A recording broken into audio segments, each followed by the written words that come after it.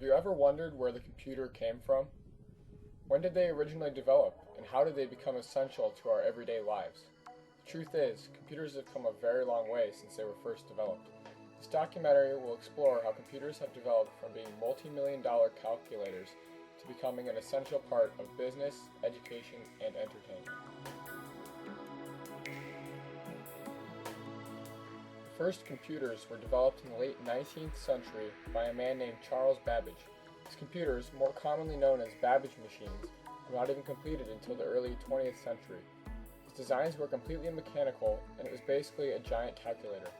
Although his designs were never really mastered, his concept of separating storage and processing, which is the logical structure of computers, was a huge breakthrough. The first fully working computer was a mechanical computer called the Automatic Electrical Tabulating Machine. It was used by the United States Census Bureau in 1890 to handle data for more than 62 million Americans. The next great development in computers was the electromechanical computer. The computers used mostly mechanical internals, but they were powered by electric motors. George Stibitz mastered this concept with his complex number calculator. This development in computer technology introduced the concept of program-controlled computers. Shortly after the outbreak of World War II, computers once again continued to develop.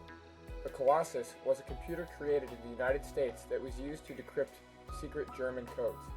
Using thousands of vacuum tubes and reading programs off of paper tape that was fed into the machine, it could perform Boolean, or true-false logical operations.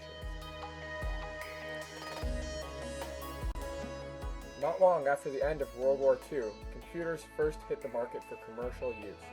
The first commercial computer developed in the United States was called the UNIVAC. The first fully working machine was delivered to the United States Census Bureau.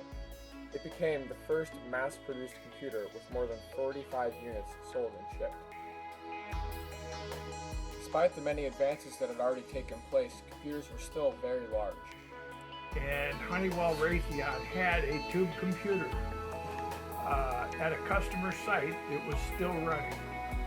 And we tore that computer out of that customer site and moved it into a museum back in Waltham, Massachusetts. And that computer wouldn't fit in probably 2 average houses today. And just ungodly amounts of air conditioning required. It had vacuum tubes in it that were 6 foot tall and 3 foot around. Up to this point in time, data was stored on large tape drives in a computer. It had tape drives on it. The tape reels were probably 2.5 foot in diameter, and the tape was 4 inches wide. And in order to get a reel of that tape on a tape drive, it took 2 people. And they didn't have disc at that time. All they had was tape. The development of the transistor, which replaced bulky vacuum tubes, significantly reduced the size of computers and led to even greater development in computer hardware, including the first disk drive, the IBM 350, which was introduced in 1956 with 4.4 megabytes of space on 50 24-inch disks.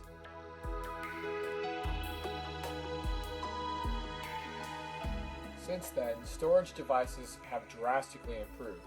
One of the first operating systems, MS-DOS, was a disk operating system that ran off of 2 5.25-inch floppy disks. One was for the operating system, and one was for programs. From there, the disk just got smaller and the storage capacity multiplied. Today, a typical computer has a mechanical hard drive with anywhere from 100 to 2 terabytes of space on it. To put that into perspective, a 2 terabyte hard drive has over 1 million times the storage of a 5.25-inch floppy disk from the 1980s. Today, many people are turning to solid-state drives, which are much smaller and faster than the typical disk drive.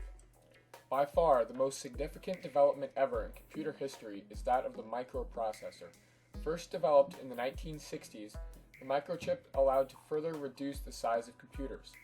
With this new technology, manufacturers were able to create microcomputers that were much, much smaller and more affordable for business and even personal use. The first microprocessor was Intel's 4-bit 4004.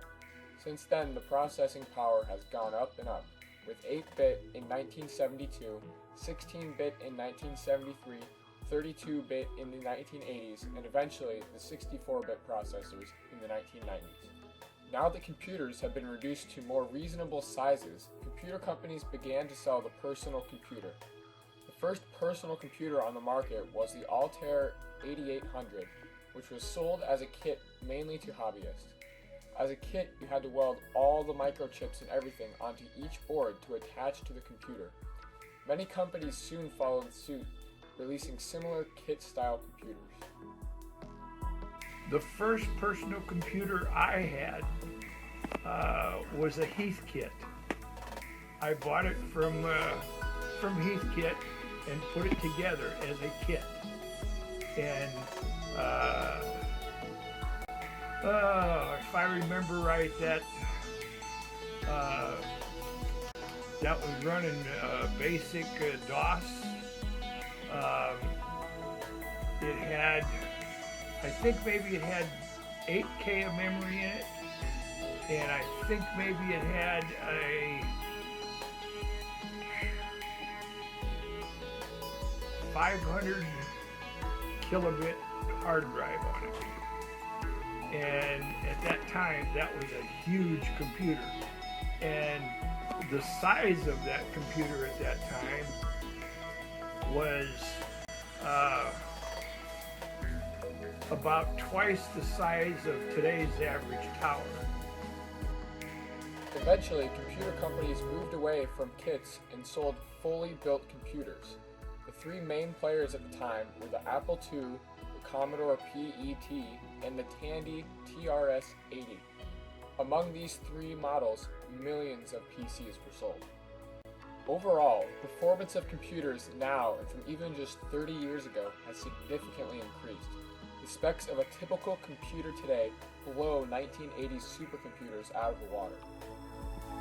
Some of the early machines I worked on they had like 250 millisecond cycle times, memory cycle times, and the processor speeds were 250 millisecond cycle times.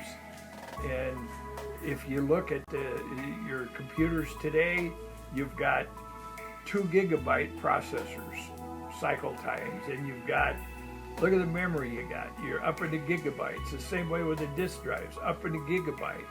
And all of that you could tuck under your arm. You couldn't even come close to carrying one back when I first got into this. The availability and ease at which one can build their own computer today is amazing. You could essentially build a supercomputer in your garage for under $2,000, the starting price of many computers sold in the early 1980s. Lastly, perhaps the most significant way that computers have evolved is in the way that they are used. Early computers ran simple programs like a calculator, word processing, or spreadsheets. The enormous increase in the power of computers has led to us being able to do things with them that I'm sure Charles Babbage in the late 19th century would never have even dreamed of. One of the most significant differences in the way computers are being used today is gaming. Now that computers have enormous processing power, gaming has become a huge aspect of a computer. Also, the advancement of computers has led to advancements in research in the medical field and in many other fields. And finally, the internet has brought the entire world together and connected our lives. We are extremely dependent on computers, and it makes one think, where would we be without them?